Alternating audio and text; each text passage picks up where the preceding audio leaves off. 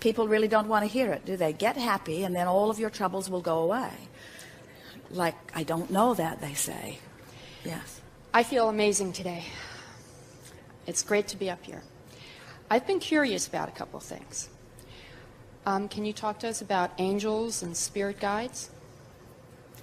Well, there are a lot of different names and labels that you give in your attempt to explain your interpretation of non-physical. What specifically are you wanting from us? How do angels or spirit guides work? Are they real? How do we experience them? How do we call on them? Well, it's a big question because a lot of different people use those labels and mean somewhat different things by them. But in essence, what you're asking about, you are extensions of source energy. And so, of course, all of that is real. In other words, as Esther is allowing us to visit with you as she translates, we're offering radio signals or blocks of thought that are like radio signals, and she's translating them. And there are people who, when they receive those blocks of thoughts or radio signals, can translate visually. Esther is translating verbally. And so the non-physical is interacting with you in many different ways. And depending upon the intensity of your desire to know and your ability to allow in any given moment is what makes for the variety of experiences that different people are having. Esther said to us one night early on in her new relationship with us consciously, Abraham, I want to see you. And we said, we don't think you really do, because we had seen her lying in her bed with her eyes closed, afraid that she might see us. She was beginning to develop a very nice relationship with us, and she didn't want anything weird to happen that would upset her in any way. And so she said, no, really, Abraham, I do want to see you. And we said, then open your eyes. It was a very dark bedroom out under a Texas sky. Jerry was sound asleep, and Esther opened her eyes, and she saw a room full of fireflies, what looked like millions of fireflies, too many to count. And then all of the fireflies gathered together in one corner, emitting a light that was so bright that Esther could not look into it. And then the bright light dispersed into several lights around the room, not millions and not one bright light, but several lights around the room that Esther could behold. And then she said, I see that you are energy. And we said, this is your visual translation of that which we are. And it is the most accurate translation that Esther and her practical mindedness could find, because it was the translation in the way that we were projecting it. In other words, we want Esther to understand that we are energy. There are those who want their spirit guide or their non-physical energy stream to be translated to them in ways that match the stories that they've been told. One day, early also in Jerry and Esther's experience, they did a radio broadcast in Dallas, Texas. And one of the women who heard the broadcast came to the first meeting and later became a very good friend with Jerry and Esther. And she later told them that at that first meeting, or on that way to that meeting, she had said, all right, Abraham, whoever you are you good or evil? Which sort of gives you an idea of where she was at that time. She did not yet know what we had to say, and she was not sure how it all broke down into physical terminology. And so as the meeting unfolded, Esther remembers Abraham sitting in a chair and opening her eyes and then pausing in silence for what felt to Esther like a very long time. And then the meeting got underway and the questions and answers began. And a few weeks later, once Jerry and Esther became very good friends with this dear woman, she told them about her story, about how she had quizzed us on her way to the meeting, and that when Esther, Abraham, opened their eyes, that the room filled with wings of angels. And so we were offering a block of thought to this woman who was asking this intense question, a woman who was able to interpret visually on many occasions, and her interpretation gave her the answer that she was looking for, you see. And so we want to say to you in a soft way that it is in the eye of the beholder, in the sense that everyone has the ability to interact with non-physical, but you cannot interact apart from the beliefs you already hold. Right.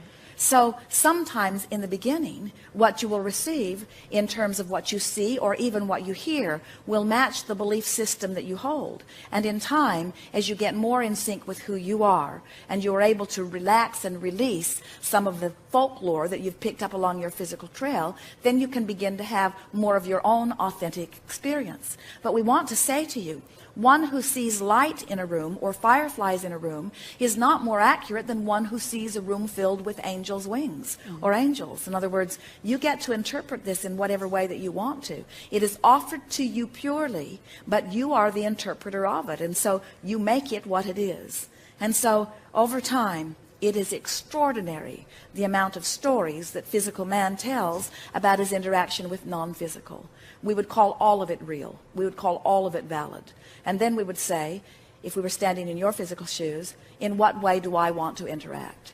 Esther was not coming from a religious basis, and she did not want any distortion whatsoever. She was the purest slate that we had seen, in that she had not come to any conclusions of her own that would prohibit her from being able to receive clearly what we were offering. And so, as Esther finds words, they are always words that match the intention that we are offering. And then over time, as we offer words, and Esther depicts our meaning with words, and we are able to feel your response to her words, and then we are able to feel your vibration in response to her words. Over time, we have literally created a language that depicts purely the intent of Abraham. But that does not mean that it is the only language that is authentic. There are many ways of interpreting non-physical. I read a book a couple of months ago, and I loved the book. It was by a woman named Lynn Grabhorn. Excuse Me, Your Life is Waiting, and it was based on your teachings, and it was just said in a very powerful way. So then I picked up her next book, which was very disturbing to me. She talked about the others, and I was wondering if that is just her disturbed perception, or if such malevolent beings exist. Well, we'll begin by saying to you that there is only a stream of well-being, and that that which is non-physical is of that stream. Mm-hmm. But we also say to you that every thought that has ever been thought still exists. And so, as the spin-off of man's conscious mind continues, experience after experience, century after century, there's a lot of thought data that is there. In your lifetime, the movie industry has added dramatically to the way man spins his thoughts around the subject. The religions, the information that is coming from the pulpit, so much more information about the devil and evil than about good and God. And so if you talk to little children who go to church, often they will tell you more about the devil than they will about God. It gets their attention more. It is something more to worry about, you see. And so what we notice is that in your environment, where contrast helps you to identify what is wanted, sometimes humans get a little bent on pushing against the part they don't want, and they don't get tuned quick enough to the new idea that is coming out of the contrast. And so there is a lot of thought, but all of it coming from man's conscious mind. People said to Esther in the beginning, Esther, aren't you afraid as you begin to receive Abraham? And by the time she began receiving those questions, there was no fear within her at all. She had come to sense who we were. She could feel who we were. She knew that there was no sense of possession, because anytime the telephone would ring while Jerry was having a chat with us, we would release her immediately. Esther could feel that we were there in response to their request, that we were not asserting ourselves into their experience in any way, that they were asking and that we were answering. And so Esther was not in a place of fear at all. And then people would say, don't you need to protect yourself in some way? And as Esther heard more and more of them saying that, she began asking us about that. And we said, it's just like saying, if I set my radio dial on 630, do I need to worry about getting something from all of the other stations? And the answer is no. When you set your tuner, law of attraction is going to bring you that which is a vibrational match to the signal that you yourself are set at, you see. And so Lynn Grabhorn was a woman, a wonderful woman, who came to many of Jerry and Esther's gatherings. She came to them one day, wanted to have lunch with them, and explained to them that she was going to write a book, and that she was going to base it on what Abraham had to say. And she also said, and I'm not going to tell anyone where I'm getting the material, because I think there are people out there that are very afraid of this kind of thing. And Esther and Jerry said, well, anyone is free to use our material. We are not keeping it a secret. We want people to understand that they create their own reality. But it would be ever so nice if you would let people know where you got the information, so that if they want to go further with it, then they will be able to find the source of it. And now Esther can see, as she gets feedback from the second book, that this woman, this dear woman, was fearful of many things prior to coming to Jerry and Esther. And clearly there was that which was still active in her vibration. She was not the receiver of the material. She was the mimicker of the material. Everything that is written in her book, she transcribed from one of the recordings, you see. And so she was reaching for that feeling of well-being, but she had never really found it herself. And so there are many reasons that people are attracting what they are attracting, but it is our absolute promise to you that there is not some source of evil being out there that has the ability to assert itself in your experience. But you get what you think about, and it will come to you, it will find a way to manifest, you see. The best way of describing this that we can, that will give you a sense of all of this, was one day we were visiting with a woman who lived in the San Francisco area. And she said, Abraham, I've been crossing these big bay bridges for many, many years, and I have never felt any fear about it at all. And recently, as I'm crossing these bridges, I am having what I must describe as panic attacks. She said, I want to lie on the floor of my car. My fear is so intense. What's happening with me? And we said, you must be bumping into some thought forms on the bridge. Well, she didn't like the sense of that at all. In other words, there are thought forms on the bridge. She said, whatever do you mean? And we said, well, you have to understand that everything that everyone thinks about is broadcast for everyone else to pick up if they are in the vibrational vicinity. And so people have been crossing these bridges. Often they're tourists, and it's a sort of precarious feeling. Often they're in a monster bus like Jerry and Esther's, and it's an even more precarious feeling because of the width of the lanes and going through the toll booths. There had recently been earthquakes, and some of the bridges had fallen down, which had increased people's concern about being on a bridge, maybe at a time of another earthquake. And we said, so all of these people are offering all of these thoughts, and these thoughts are being broadcast around the vicinity of this, and law of attraction is causing a coalescing of these. So there is thought, and then there is thought that is thought upon longer, and these thoughts have come into thought form. But we said they have been there when you have crossed the bridge, all of the days that you've crossed the bridge. We said the question is not where are the thought forms coming from, or why are the thought forms there. We said the question to ask is, why are you now picking up on these thought forms when you never have before? What's been going on in your experience that is making you a vibrational receiver of this? She knew right away. She said, my neighbor was burglarized, and it made me feel very vulnerable. I've been going to meetings. We're organizing a neighborhood watch system.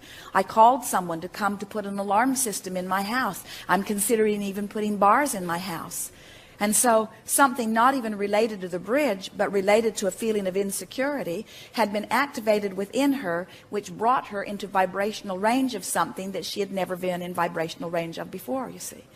So we want you to understand that there are not big bad things out there that are of a supernatural nature. You do a plenty good job of creating the things that you do not want in your reality just by focusing on sickness and cancer and burglaries and terrorism. In other words, don't bring them from outer space. We promise you they are not coming. But whatever it is that you are giving your attention to is that which you will have an experience about. And that was nothing more than a creation of this woman based upon the vibrational balance of her being. Thank you for clarifying that. I didn't really think that her second book was an accurate it's accurate. It's an accurate depiction of where she was at the time that she received it. But it's not anything that the rest of us need to worry about. Well, you see, this is the reason that we want you to realize that you create your own reality. In other words, there are all kinds of influences out there. As you watch television and they point out to you that 1 out of every 5 has it and you're probably the one, and then they list that long stream of symptoms, and then they encourage you to eat that stuff, and then they tell you the side effects that that stuff will give you. In other words, you can't listen to anything without an active activation. But that's why we want you to relax and understand that you have this wonderful buffer of time, and that the basis of your life is one of well-being. And that when you read something and it makes you feel uneasy, utilize your own guidance system and understand that the reason it feels uneasy is because it is not a vibrational match to who you are and what you want.